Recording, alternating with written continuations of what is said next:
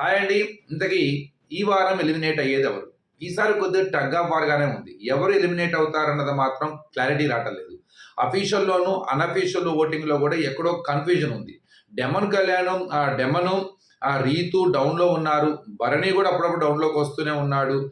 Flora కన్ఫర్మ్‌గా eliminate అయిపోతుంది. ఫ్లోరాతో పాటు ఇంకెవరు ఎలిమినేట్ అంటే ఫ్లోరాని బయటికి పంపించాలి. బిగ్ బాస్ గట్టిగానే ఈసారి కంకణం కట్టుకున్నాడని అనిపిస్తుంది ఆడియన్స్ కన్నా గూడా. అది నిజంగానే ఫ్లోరాని ఎలిమినేట్ చేస్తదా? లేదు మళ్ళీ ఫ్లోరా షాక్ ఇస్తదా? అలా కూడా ఒకవేళ డబుల్ ఎలిమినేషన్ అయితే ఫ్లోరాతో పాటు బయటకొచ్చే వ్యక్తులెవరు? అది డెమన్నా? రీతూనా? లేదా దివ్యానా?